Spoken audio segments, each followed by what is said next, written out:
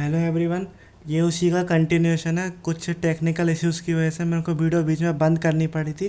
ठीक है, मैं किसकी बात कर रहा था। देखो, जो आपका CO2 है ना, हमारी बॉडी के लिए हार्मफुल है। और ये कब रिलीज़ होता है? जब अपनी बॉडी में कैटाबॉलिक रिएक्शंस होती है ना, जब भी ब्रेक डाउन वाली रिएक्शंस होती है। दो टाइप की रिएक्शन होती है। आपने मेटाबॉलिज्म अगर पढ़ा हो या फिर पहले सुना हो तो उसमें दो टाइप की रिएक्शन होती है। एक तो होती है एनाबॉलिज्म, ठीक है, एक तो आपका होता है एनाबॉलिज्म। ठीक है, एक आपका होता है एनाबॉलिज्म, एक आपका होता है कैटाबॉलिज्म। तो जितनी भी आपकी ब्रेकडाउन वाली प्रोसेस होती है ना, उन सब में CO2 रिलीज होता है। और आपका जो सेल्स हैं उसमें भी CO2 आपका रहता है, तो वो हमारे लिए हार्मफुल है। तो उसको क्या करना है अपने को? रिमूवल। और ऑक्सीजन का क्या करना है अपने को? बॉडी में उसको डालना है। ठीक है, उसको निकालना है O2 को। और सॉरी, O2 को डालना है, CO2 को निकालना है। ठीक है, अब अपन आगे बात करते हैं जो आपका मैकेनिज्म ऑफ ब्रीदिंग है।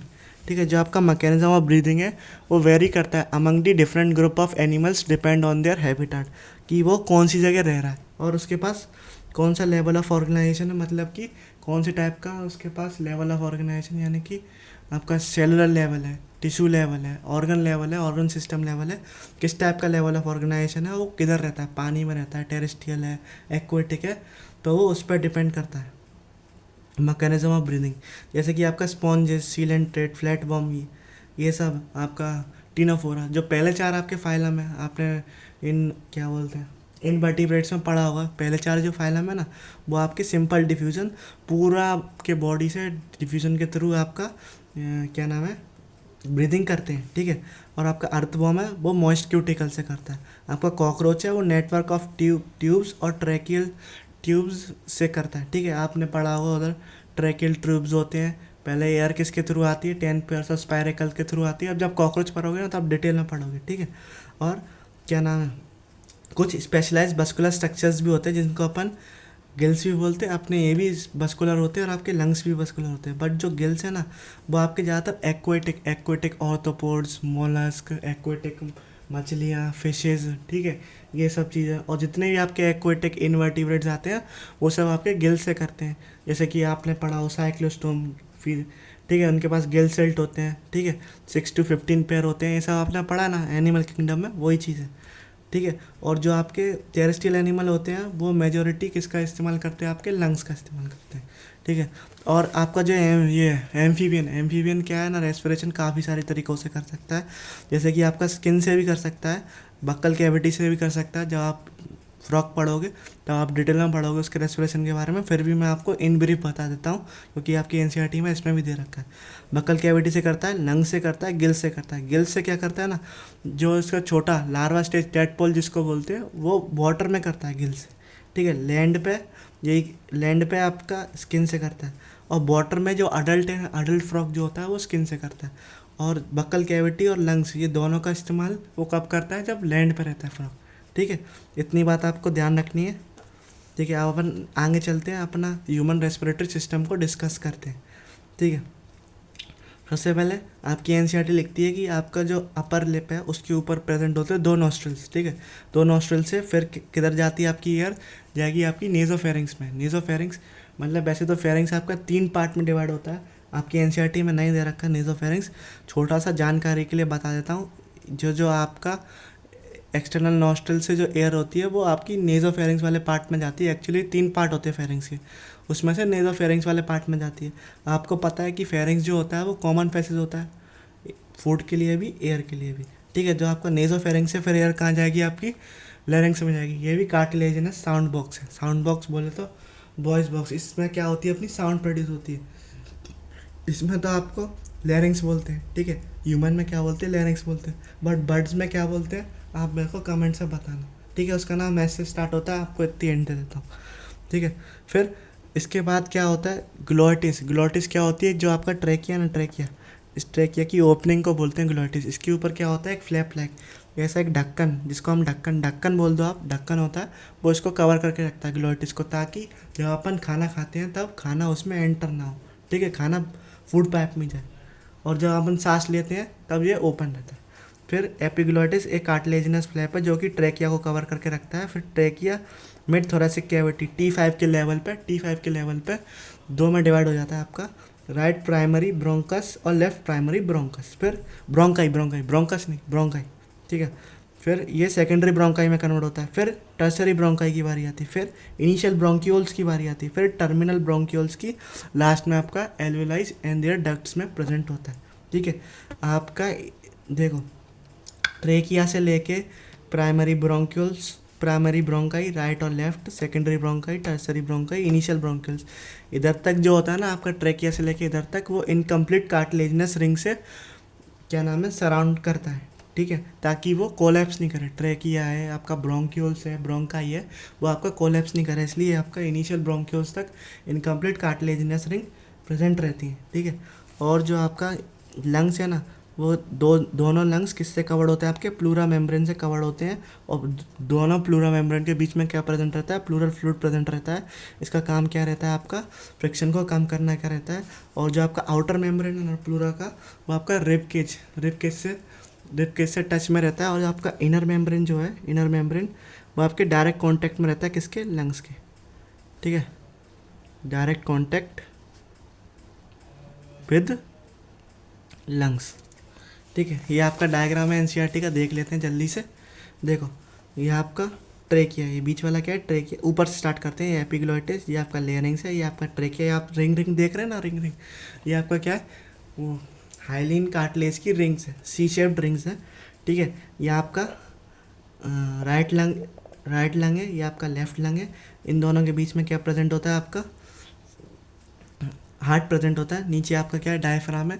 और ये जो आप साइड से देख रहे हैं ना, एक्चुअली क्या है ना, ऐसा कटा हुआ क्रॉस सेक्शन व्यू है, तो ये आपका रिब केज है। वैसे तो आपका रिब केज पूरे ऐसे लंग्स को कवर करके रखता है, बट ये कटा हुआ है ना, तो इस वजह से आपको ऐसा दिख रहा है चेंज जैसा, बट ये रिब केज है, ठीक है। ये क्या है, रिब केज है। और ये तो आपको पता ही है क्या है, ब्रोंकाई है, ठीक है, लेफ्ट एंड राइट ब्रोंकाई। चलिए अपन आगे बढ़ते हैं, अब देखेंगे। देखो आपका दो पार्ट होते हैं इसमें, कंडक्शन पार्ट होता है, एक आपका एक्सचेंज पार्ट होता है। कंडक्शन पार्ट एक्सटर्नल नोस्ट्रल से लेके टर्मिनल ब्रोंक्यूल्स तक होता है, और एक्सचेंज पार्ट आपका उससे आगे एल्वेलाइज एंड देयर डक्ट्स जो होती है ना, इधर मेन एक्सचेंज ऑफ गैसेस का काम होता है आपका एल्वेलाई में, उसकी डक्ट्स में, तो उसको बोलते हैं एक्सचेंज पार्ट। कंडक्शन पार्ट का क्या काम होता है, एक तो आपका ट्रांसपोर्ट कराता है गैस का, एटमॉस्फेयर से लेगा ना, वो आपका एल्वेलाई में भेजेगा, ठीक है, एक तो ये काम होता है। एक उसका क्या काम होता है, क्लियर करता है, ठीक है, जो आपका फॉरेन पार्टिकल्स आ जाता है, जो आपका एयर से कभी मान लो डस्ट आ गया या कुछ भी आ गया, तो आपने देखा हो आपके नॉस्ट्रल्स में फाइन एयर प्रेजेंट होते हैं, तो वो क्या करते हैं, फिल्टर करने का काम करते हैं एयर को। एक तो ये काम होता है कंडक्शन पार्ट का। और आपका ह्यूमिडिफाई करता है, ह्यूमिडिटी मान लो वाटर कंटेंट ज़्यादा है आपके एयर में तो उसको कम करेगा, या फिर कम है तो थोड़ा सा उसको इंक्रीज़ कर देगा। और आपका टेम्परेचर कंट्रोल करके रखेगा टू बॉडी टेम्परेचर। अगर मान लो जो आप एयर ब्रीद इन कर रहे हो उसका टेम्परेचर ज़्यादा है बॉडी टेम्परेचर से, तो उसको कम कर देगा। अगर मान लो जो आप ब्रीद इन कर रहे हो वो एयर का टेम्परेचर कम है बॉडी टेम्परेचर से, तो वो उसका टेम्परेचर बढ़ा देगा, ठीक है। ये बात होगी आपकी कंडक्शन पार्ट की, एक्सचेंज पार्ट की। अब जो है ना आपका लंग्स जो है ना, वो एनाटॉमिकली टाइट चेम्बर में प्रेजेंट होता है। अब क्यों प्रेजेंट होता है, इसीलिए होता है ताकि वो कोलैप्स नहीं करे। अगर वो कोलैप्स कर गया तो बताओ इंसान सांस कैसे लेगा। इस वजह से एनाटॉमिकल टाइट चेम्बर में प्रेजेंट रहता है, उसमें बिल्कुल भी एयर अलग से अंदर या बाहर नहीं जा सकती। देखो ट्रेकिया के थ्रू, ब्रोंकाई के थ्रू तो जाएगी, वो हम चाहते भी हैं, बट जिधर अपना लंग्स प्रेजेंट है उसके सराउंडिंग में एयर नहीं जानी चाहिए, तो इस वजह से उसको प्लूरा मेम्ब्रेन से वो कवर रहती है और एनाटॉमिकल टाइट चेम्बर में प्रेजेंट रहती है। जो आपका लंग्स है वो डोर्सली कौन कवर करता है, आपका वेंट्रल कॉलम। वेंट्रली कौन करता है, आपका स्टर्नम, ठीक है। लेटरली बोलते हो साइड से, ऐसे साइड से है ना, साइड से और ऊपर से, ऐसे ऊपर से साइड से ऐसे करके पूरी तरीके से कवर करता है कौन, आपका रिब, ठीक है। लोअर साइड में आपका ऐसा डोम शेप्ड क्या होता है, डायफ्राम प्रेजेंट होता है। ये मान लो ये ऐसे मान लो आपका लंग्स है तो इसके नीचे क्या प्रेजेंट होगा, आपका डायफ्राम प्रेजेंट होता है, बिल्कुल ऐसे ही प्रेजेंट होता है, ठीक है। वो ऐसे ऐसे करके रिलैक्स और कॉन्ट्रैक्ट करता है। जब इंस्पिरेशन एक्सप्रेशन पढ़ेंगे तब मैं आपको बताऊँगा, ठीक है। ये बात होगी आपकी एनाटॉमिकल टाइट चेम्बर की। अपन बात करते हैं रेस्पिरेशन में स्टेप्स कौन कौन से इन्वॉल्व होते हैं। देखो पहला तो काम क्या होगा, ब्रीदिंग का, पल्मोनरी वेंटिलेशन का, बाय विच आप क्या करोगे, जब ब्रीदिंग करोगे तो एटमॉस्फेरिक एयर को अंदर लोगे और CO2 रिच एयर जो कि आपकी किधर प्रेजेंट होती है, एल्वेलाई में प्रेजेंट होती है, उसको बाहर निकालोगे। तो ये तो इसका फर्स्ट स्टेप है ब्रीदिंग, ब्रीदिंग पल्मोनरी वेंटिलेशन, ये इसका फर्स्ट स्टेप है। सेकंड स्टेप क्या है, डिफ्यूज़न। अब आप O2 CO2 कैसे बाहर निकालोगे, तो डिफ्यूज़ भी तो होनी चाहिए ना। तो डिफ्यूज़ होती है with the help of alveolar membrane. आप आगे पढ़ोगे, तीन एल्वेलर मेम्ब्रेन होती है, उनकी थिकनेस विकनेस के बारे में सब आगे पढ़ोगे, ठीक है। फिर transport of gases by blood, ये आपका थर्ड स्टेप है। फिर से diffusion of O2 and CO2 between blood and tissue. एक बार तो आपका डिफ्यूज़न कहाँ होता है, एल्वेलाई के बीच में और ब्लड कैपिलरी के बीच में। बट एक बार होगा ना जब ब्लड कैपिलरी और टिश्यू के बीच में, जब ब्लड कैपिलरी आपकी घूम फिर के टिश्यू को सप्लाई करने जाएगी, सेल्स को सप्लाई करने जाएगी, तब फिर से भी तो डिफ्यूज़न होगा ना। देखो जो आपका जितनी भी जो ये O2 CO2 आपके बॉडी में घूम रही है या फिर आपकी एल्वेलाई में घूम रही है, तो गैसेस का एक्सचेंज तो डिफ्यूज़न के थ्रू ही होता है ना। मेन तो गैसेस का एक्सचेंज, चाहे आप लंग्स ले लो, चाहे आप गिल्स ले लो, या फिर आप कुछ भी सिंपल आप ऑर्गेनिज्म भी पढ़े, जो आपके पहले 4 फाइलम थे, वो भी तो सिंपल डिफ्यूजन से ही कर रहे थे। बस उनके पास क्या थे, ये ऑर्गन्स प्रेजेंट नहीं थे। अपने पास क्या है, ये ऑर्गन्स प्रेजेंट हैं, तो इनकी मदद से भी हम कैसे कर रहे हैं। मेन फोकस जो अपना ब्रीदिंग का है वो तो आपका सिंपल डिफ्यूजन से ही है ना, तो इसीलिए इसमें भी आपका सिंपल डिफ्यूजन से ही होता है, वो भी 2 बार डिफ्यूजन होता है, इतना ध्यान रखना। एक तो आपका कब होगा, जब एल्वेलाई और ब्लड कैपिलरी के बीच में। एक आपका कब होगा, जब ब्लड आपका टिश्यूज़ को या फिर सेल्स को सप्लाई होने जाता है, तब होता है, ठीक है। फिर जो लास्ट स्टेप होता है वो क्या होता है, आपका जो O2 जो पहुंचा था ब्लड के द्वारा, वो आपका यूटिलाइज हो जाता है इन द कैटाबॉलिक रिएक्शंस। और जब कैटाबॉलिक रिएक्शन होगी, तो अभी आपने इंट्रोडक्शन में पढ़ा ही था, जब कैटाबॉलिक रिएक्शन होती है तब CO2 का रिलीज होता है, ठीक है। तो इतना भी आपको ध्यान रखना है। फिर अपन बात करते हैं आगे अपना अगला टॉपिक जो है मैकेनिज्म ऑफ ब्रीदिंग, ठीक है। इसको एक बार ऐसे समझते हैं। देखो 2 टाइप का मैकेनिज्म होता है आपका, एक इंस्पिरेशन, एक एक्सपिरेशन, ठीक है। तो इससे समझेंगे। देखो जो आपका इंस्पिरेशन होता है वो कैसा होता है, एक्टिव प्रोसेस होता है। इसमें क्या होता है, इस प्रोसेस में जो आपका इंटर पल्मोनरी प्रेशर है, ठीक है, इंटर पल्मोनरी प्रेशर यानी कि लंग्स के अंदर का प्रेशर, ठीक है। 2 टाइप का प्रेशर आप पढ़ोगे इसमें, इंटर पल्मोनरी प्रेशर जो लंग्स के अंदर प्रेजेंट होता है, एक होता है एटमॉस्फेरिक प्रेशर जो नॉर्मली बाहर प्रेजेंट होता है, जिसकी वैल्यू आप सभी को मालूम है 1 ATM होती है, ठीक है। तो अपन आगे बढ़ेंगे। देखो इसमें क्या होता है, इंस्पिरेशन में, इंस्पिरेशन का मतलब है कि सांस को अंदर लेना, ठीक है। अंदर कब होगा, जब एटमॉस्फेरिक प्रेशर क्या होता है, ज़्यादा होता है। इस कंडीशन में, इंस्पिरेशन की कंडीशन में, इंटर पल्मोनरी प्रेशर क्या होता है, कम होता है। अगर प्रेशर कम होगा तो वॉल्यूम क्या होगा, ज़्यादा होगा। ये गलती से सॉरी नीचे कर दिया था मैं इसका एरो। वॉल्यूम क्या होगा, ज़्यादा होगा, आपको पता है वो। आप P is inversely proportional to V. अगर आप inert sorry ideal gas equation लगाओगे तो उससे आप आराम से निकाल सकते हैं, इनवर्सली प्रोपोर्शनल होता है ना। तो इसमें इस कंडीशन में क्या होता है, एटमॉस्फेरिक प्रेशर ज़्यादा होता है और इंटर पल्मोनरी प्रेशर कम होता है। इसी प्रेशर को हम नेगेटिव प्रेशर भी बोलते हैं, जिसकी वजह से आपका लंग्स जो है कोलैप्स नहीं हो पाता, वो इसी प्रेशर की वजह से नहीं हो पाता, ठीक है। और मेनली क्या होता है आपका रेस्पिरेशन में, जो मूवमेंट ऑफ एयर होता है ना, मूवमेंट ऑफ एयर होता है वो आपका प्रेशर ग्रेडियंट के कारण ही होता है, ठीक है। प्रेशर ग्रेडियंट के कारण से ही होता है। अगर आपका प्रेशर ग्रेडियंट नहीं होगा ना, ये बहुत इंपॉर्टेंट लाइन है, ठीक है। आपका प्रेशर ग्रेडियंट नहीं होगा, ये NCERT की लाइन है, मैंने थोड़ा हिंदी में इसको कन्वर्ट कर दिया, ठीक है। तो इसी के कारण से होगा। अगर आपका प्रेशर ग्रेडियंट ही नहीं होगा तो आपका एयर का आदान प्रदान हो ही नहीं सकता, बहुत मुश्किल है। अगर आपका प्रेशर ग्रेडियंट नहीं हुआ तो, ठीक है, एयर का आदान प्रदान आप नहीं कर सकते। फिर इसमें जो ये तो मैंने आपको बता दिया प्रेशर ग्रेडियंट। देखो क्योंकि ये आपका एटमॉस्फेरिक का ज़्यादा है, इसका कम है, इंटरपल्मोनरी लंग्स के अंदर कम है, तो इधर से ज़्यादा है, उधर से उधर ट्रांसफ़र होगा, यानी कि एटमॉस्फेरिक प्रेशर से एयर जो होगी किधर जाएगी, आपकी इंटरपल्मोनरी प्रेशर में जाएगी। इसलिए बोलते हैं इंस्पिरेशन को सांस को अंदर लेना, ठीक है। इस प्रोसेस में क्या होता है, आपका कॉन्ट्रैक्शन ऑफ डायफ्राम होता है और contraction of external intercostal muscles होता है, ठीक है। तो देखो एक्सटर्नल इंटरकोस्टल मसल्स क्या कराएगा, आपका कॉन्ट्रैक्शन अगर ये होगा तो ये आपका थोरेसिक चैम्बर में कराएगा चेंज, ठीक है। तो थोरेसिक चैम्बर में जब भी चेंज होता है ना, तब वो कौन सी एक्सिस में होता है, आपका एंटीरियर वेंट्रिकुलर एक्सिस में, ठीक है। और आपका आपका जब ये होता है ना तो एंटीरियर पोस्टीरियर एक्सिस में। और आपका जब इसमें होता है, क्या नाम है, आपका डायफ्राम में होता है, तब वो होता है डोर्सल वेंट्रल एक्सिस में। डायफ्राम में जब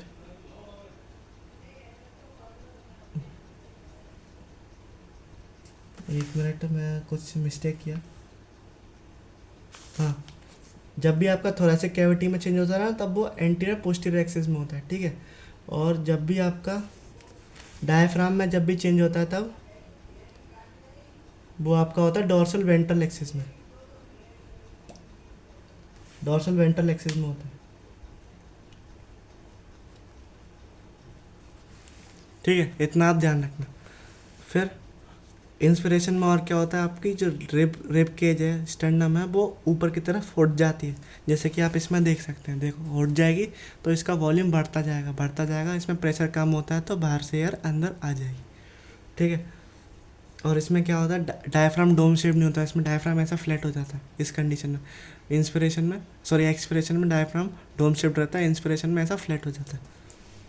इतना आपको ध्यान रखना है। अपन बात करेंगे एक्सपिरेशन की। ये आप इंस्पिरेशन कैसा था, आपका एक्टिव प्रोसेस था, ये आपका पैसिव प्रोसेस है। इसमें क्या होता है, इंटरपल्मोनरी प्रेशर, यानी कि लंग्स के अंदर का प्रेशर ज़्यादा होता है। अगर लंग्स के अंदर का प्रेशर ज़्यादा होगा तो ऑब्वियस ही बात है वॉल्यूम कम होगा, एटमॉस्फेरिक प्रेशर से कम होता है। ठीक है, इंटरपल्मोनरी प्रेशर जो होता है वो एटमॉस्फेरिक प्रेशर से कम होता है। ठीक है, इसमें क्या होता है आपका relaxation of diaphragm, relaxation of intercostal muscles. ठीक है, अगर आपको इंस्पिरेशन एक्सपिरेशन की कैपेसिटी बढ़ानी है तो हम किसका मदद लेंगे, एब्डोमिनल मसल्स का मदद लेंगे। नॉर्मल ब्रीदिंग रेट कितना होता है, अगर एक पर्सन का बात करें तो अपन 12 to 16 मिनट होता है। और कोई भी अगर आपको कैलकुलेशन करना है रेस्पिरेटरी वॉल्यूम का, रेस्पिरेटरी कैपेसिटी का, तो वो किससे करते हैं अपन। चलिए अपना नेक्स्ट टॉपिक की बात करेंगे, आपका रेस्पिरेटरी वॉल्यूम्स एंड कैपेसिटी। देखो सबसे पहला जो होता है आपका टाइडल वॉल्यूम होता है, ये कुछ भी नहीं, सिंपल सा है, वॉल्यूम ऑफ एयर इंस्पायर्ड और एक्सपायर्ड नॉर्मल रेस्पिरेशन। जो आपका नॉर्मल रेस्पिरेशन होता है ना, उसके दौरान आपने कितना एयर अंदर लिया, कितना एयर बाहर छोड़ा, बस उसी का ये होता है, ये आपका टाइडल वॉल्यूम, जिसका अप्रोक्स जो आपका वैल्यू दे रखा है वो 500 ml दे रखा है। ठीक है, और आपका इंस्पायरेशन का जो अगर अपन पर मिनट कैलकुलेट करेंगे तो ये 6000 से 8000 ml पर मिनट होता है। अपन बात करेंगे आपका रेस्पिरेटरी इंस्पिरेटरी रिजर्व वॉल्यूम का, तो additional volume of air person can inspired after forceful inspiration. ठीक है, तो उसको अपन क्या बोलेंगे, inspiratory reserve volume, expiratory reserve volume, additional volume of air can expire after forceful expiration, तो उसको अपन क्या बोलते हैं, एक्सपायरेटरी रिजर्व वॉल्यूम। इसका जो वैल्यू होता है वो 1000 से 1100 होता है। ठीक है, और वो आपका इंस्पायरेटरी रिजर्व वॉल्यूम का होता है वो आपका 2500 से 3000 ml होता है। ठीक है, अब अपन आगे बात करते हैं आपका रेजिडुअल वॉल्यूम। यही एक ऐसा वॉल्यूम है जो कि आपका स्पायरोमीटर से कैलकुलेट नहीं हो सकता, और ये ऐसा वॉल्यूम है, volume of air remains in the lungs even after forceful expiration. ठीक है, आपने झटके से सांस छोड़ दी, फोर्सफुल एक्सपिरेशन यानी कि आपने फोर्सफुली सांस को बाहर निकाल दिया, तो भी आपका कुछ ना कुछ वॉल्यूम रह जाता है लंग्स में, उसको बोलते हैं रेजिडुअल वॉल्यूम, जिसकी वैल्यू आपकी होती है 1100 से 1200 ml। ठीक है, अपन बात करते हैं इंस्पायरेटरी कैपेसिटी की, फिर अपन बात करेंगे एक्सपायरेटरी कैपेसिटी की। देखो total volume of air of a person can inspire after normal expiration. देखो उल्टा होता है, अगर देखो इंस्पायरेटरी कैपेसिटी है तो person can inspire after normal expiration. ठीक है, और अगर एक्सपायरेटरी कैपेसिटी है तो person can expire after normal inspiration, तो उसको बोलेंगे एक्सपायरेटरी कैपेसिटी, इसको बोलेंगे इंस्पायरेटरी कैपेसिटी। और इनको अपन कैलकुलेट करते हैं T V plus I R V, और इसको अपन कैलकुलेट करेंगे T V plus E R B. ठीक है, functional residual volume, volume remains after normal expiration, volume remains after normal expiration, ये बहुत इंपॉर्टेंट है। Volume remains after normal expiration, इधर फोर्सफुल एक्सपिरेशन नॉर्मल, इधर देखो ये आपका फंक्शनल रेजिडुअल कैपेसिटी है ना, इसमें नॉर्मल एक्सपिरेशन लिखा हुआ है, इसमें क्या लिखा हुआ है आपका फोर्सफुल एक्सपिरेशन। इतना आपको ध्यान में रखना है। और इसको अपन कैसे निकाल सकते हैं, तो E R B plus R B, E R B plus R B, E R B plus R B. Vital capacity बोलते हैं maximum volume of air person can breathe in after forceful expiration.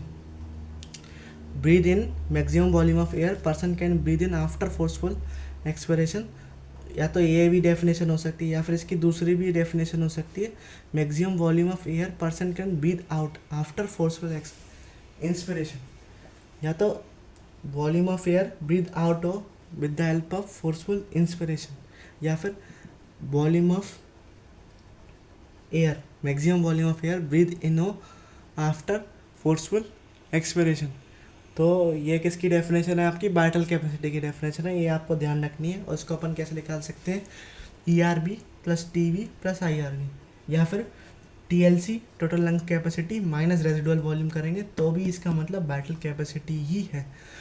Total volume of air accommodate in the lungs, अगर ये word आपको कहीं लिखा हुआ मिल जाए, total volume of air accommodate in the lungs, ठीक है, in the end of forceful inspiration, या तो देखो total volume of air accommodate in the, total volume of air accommodate in the lungs after forceful inspiration, तो आपका ये किस में आ जाएगा, आपका TLC में आ जाएगा। TLC में सबका सम कर दो, जितना भी आपने वॉल्यूम पढ़ा ना, जितना भी वॉल्यूम पढ़ा, जितना भी आपने कैपेसिटी पढ़ा, उस सबका सम कर दो तो आपका ये आ जाएगा। या फिर इसको ये भी कह सकते हैं vital capacity plus residual volume को TLC बोलते हैं। TLC बोला तो टोटल लंग कैपेसिटी। अपना अगला टॉपिक आता है एक्सचेंज ऑफ गैसेस, ठीक है। एक्सचेंज ऑफ गैसेस पर बात करते हैं। देखो एक्सचेंज ऑफ गैसेस के लिए जो अपना प्राइमरी साइट है वो क्या है, आपका एल्विलाई है। और एक्सचेंज ऑफ गैस अपन किसका, it is occurred between the blood और टिश्यू के बीच में करते हैं, और आपका एल्विलाई और ब्लड के बीच में करते हैं। और कौन सी गैसेस का करते हैं, तो आपका O2 और CO2 का करते हैं। और ये किसकी मदद से होता है, आपका सिंपल डिफ्यूजन की मदद से होता है मेनली। और ये भी बेस्ड ऑन किसकी वजह से, प्रेशर ग्रेडियंट और कंसंट्रेशन ग्रेडियंट की वजह से ही होता है। मैंने आपको बताया ना, कुछ भी चीज़ का, गैस का आदान प्रदान कैसे होगा, जब तक उसके पास ग्रेडियंट नहीं होगा ना, तब तक ना तो गैस एक प्लेस से दूसरी प्लेस जा सकती है, ना वापस आ सकती है, ठीक है। तो इसमें ग्रेडियंट का मदद कौन करता है, डिफ्यूजन, सिंपल डिफ्यूजन के लिए ग्रेडियंट कौन कौन बनाता है आपका, एक तो आपका प्रेशर बनाता है, एक आपका कंसंट्रेशन बनाता है। और बात करें सॉल्युबिलिटी की, तो सॉल्युबिलिटी किस किस चीज़ पर डिपेंड करती है, आपका सॉल्युबिलिटी ऑफ गैस। देखो मैं आपको लिख के बता देता हूँ, जो आपका सॉल्युबिलिटी है ना, सॉल्युबिलिटी वो आपका डिपेंड करता है एक तो थिकनेस पे, कितना थिकनेस है उस मेम्ब्रेन का, एक आपका उसका डिफ्यूज़न, एक आपका थिकनेस पे करता है, एक आपका डिफ्यूज़न पे भी करता है, और एक आपका डिफ्यूज़न पे करता है। ये दो चीज़ें दे रखी है आपकी NCERT में, एक तो आपका रेट ऑफ डिफ्यूज़न, एक आपका थिकनेस, ठीक है। अपन बात करते हैं pressure contribute by individual gas in a mixture is called partial pressure. ये आपकी पार्शियल प्रेशर की क्या है, डेफिनेशन है, pressure contribute by individual gas in a mixture is called partial pressure, ठीक है। तो पार्शियल प्रेशर ऑफ O2 को कैसे लिखेंगे, PO2, और पार्शियल प्रेशर ऑफ CO2 को क्या लिखेंगे, PCO2, ठीक है। अपन बात करते हैं, कुछ डेटा आपका दे रखा है इसका रिलेटेड, आपका गैसेस के रिलेटेड, वो भी दो का ही है आपका, O2 और CO2 के लिए। जो O2 वाला है ऊपर वाला, नीचे वाला CO2 के लिए। तो एटमॉस्फेयर में कितना होता है, 159, और CO2 कितना होता है, 0.03 या फिर 0.3, ऐसा भी लिख सकते हैं। और आपका एल्विलाई में कितना होता है, 104 होता है आपका ऑक्सीजन के लिए एल्विलाई में, और 40 जो होता है ना आपका, जो आपका 40 जो होता है ना, 40 जो होता है वो आपका एल्विलाई में CO2 के लिए होता है। डीऑक्सीजनेटेड ब्लड में कितना होता है आपका, डीऑक्सीजनेटेड ब्लड में होता है 40 O2 के लिए, और CO2 के लिए 45, ऑक्सीजनेटेड ब्लड में 95 और 40, ठीक है। और आपका टिश्यूज़ में 40 और 45, इतना आप ध्यान रखना। अपन बात करते हैं, ये बहुत इंपॉर्टेंट दे रखा है आपका डायग्राम, इसको समझेंगे। देखो आपने एयर इंस्पायर करी, एक्सपायर करी, ये तो आपका एल्विलाई वाला जो मटका जो बना है ना, एक पॉट जो बना है आपका एल्विलाई है। तो आप देखो डिफ्यूज़न आपका दो जगह हो रहा है ना, एक तो आपका एल्विलाई में, ब्लड कैपिलरी में इधर हो रहा है, ऑक्सीजन का, ऑक्सीजन अंदर जा रहा है, CO2 बाहर जा रहा है। एक तो 1 जिधर लिखा है ना 1, एक तो आपका इधर हो रहा है। एक आपका डिफ्यूज़न, जब आपका ऑक्सीजनेटेड ब्लड इधर से आएगा तो आपका ये आपका क्या है, टिश्यूज़ और सेल्स है, तो इसमें भी डिफ्यूज़न होगा। तो एक आपका इधर हो रहा है, यानी कि ओवरऑल दो जगह आपका क्या होता है, डिफ्यूज़न होता है। और ये तो आपको पता ही है, आप अगले चैप्टर में पढ़ोगी सिस्टमिक सर्कुलेशन क्या होता है और पल्मोनरी सर्कुलेशन क्या होता है। जब ब्लड आपका लंग्स में घूमे, ठीक है, हार्ट के द्वारा लंग्स में जाए तो उसको बोलेंगे पल्मोनरी सर्कुलेशन। और जब आपका हार्ट है, हार्ट और हार्ट में घूमे तो उसको बोलेंगे अपन सिस्टमिक सर्कुलेशन, ठीक है। अपन आगे बात करते हैं। अब देखो जो आपका सॉल्युबिलिटी ऑफ CO2 है वो ऑक्सीजन के कंपैरिजन में 20 to 25 टाइम्स हायर होता है, ठीक है। जो आपका सॉल्युबिलिटी ऑफ CO2 है ना, वो ऑक्सीजन के कंपैरिजन में 20 to 25 ज़्यादा टाइम्स होता है, ठीक है। और जो आपका क्या नाम है, डिफ्यूज़न में 3 लेयर्स हेल्प करती हैं। एक तो देखो इसकी स्क्वेमस एपिथेलियम, एल्विलाई की कौन सी लेयर करती है, स्क्वेमस एपिथेलियम, स्क्वेमस एपिथेलियम, बीच में कौन सी प्रेजेंट होती है आपकी बेसमेंट मेम्ब्रेन, जिसके बीच में भरा होता है बेसमेंट सब्सटेंस, और लास्ट होती है आपकी एंडोथेलियम ऑफ ब्लड वेसल्स। ठीक है, लास्ट होती है आपकी एंडोथेलियम ऑफ ब्लड वेसल्स, और इन सब की जो थिकनेस होती है ना वो लेस देन 1 mm होती है। ठीक है, इतना आपको ध्यान रखना। तो देखो जो आपका O2 का डिफ्यूज़न है ना वो आपका होता है एल्वेलाई टू टिश्यूज़ में, और आपका CO2 का जो डिफ्यूज़न है वो आपका किधर होता है आपका टिश्यूज़ टू एल्वेलाई में। ठीक है, CO2 का डिफ्यूज़न किधर होता है आपका टिश्यूज़ टू एल्वेलाई में, और O2 का डिफ्यूज़न कैसे होता है आपका एल्वेलाई टू टिश्यूज़ में। ये बात आपको ध्यान में रखनी है। और जो आपको टोटल थिकनेस जो होती है लेस देन 1 mm होती है, ये बात आपको ध्यान रखनी है। और 3 लेयर का नाम ध्यान रखना है। पहला लेयर का नाम क्या है, squamous epithelium of alveoli. Second layer का नाम क्या है, सेकंड लेयर कोई लेयर नहीं है, मतलब बीच में एक स्पेस प्रेजेंट होती है, उसको अपन बेसमेंट सब्सटेंस बोलते हैं। ठीक है, और थर्ड लेयर का आपका नाम क्या है, एंडोथेलियम ऑफ ब्लड वेसल्स या फिर ब्लड कैपिलरी। इन तीनों की वजह से ही आपका डिफ्यूजन प्रोसेस हो पाती है। अब अपन बात करते हैं ट्रांसपोर्ट ऑफ गैसेस की। देखो दो आपको गैसेस दे रखी हैं CO2 O2। तो देखो क्या करेंगे अपन, अब 97% जो होती है ना O2 की बात कर रहा हूँ मैं भी, वो आपकी RBC के थ्रू ट्रांसपोर्ट होती है। बाद बाकी 3% जो होती है आपकी वो प्लाज्मा के थ्रू ट्रांसपोर्ट होती है। ये बात आपकी NCERT में दे रखी है। और अपन बात करें CO2 की तो आपकी लगभग 70% जो होती है वो बाइकार्बोनेट के फॉर्म में ट्रांसपोर्ट होती है, बाइकार्बोनेट के फॉर्म में ट्रांसफ़र होती है। और आपकी 20% समथिंग RBC में ट्रांसपोर्ट होती है, और आपकी 7% समथिंग क्योंकि किसमें ट्रांजिट फॉर्म बोले तो आपका प्लाज्मा के फॉर्म में। और जो आपकी CO2 जो होती है ना वो आपकी बाइकार्बोनेट के फॉर्म में 70%, 20 to 23% आपका RBC की फॉर्म में होती है, और आपका 7% किसकी फॉर्म में होती है, प्लाज्मा ट्रांजिट फॉर्म की में होती है। ठीक है, अपन अगली वीडियो में आगे के जो कुछ टॉपिक बचे हैं, आपके 3 टॉपिक बचे हैं, ज़्यादा नहीं बचे, उसके बारे में बात करेंगे। तब तक के लिए इतना ही। पढ़ाई करते रहे। All the very best.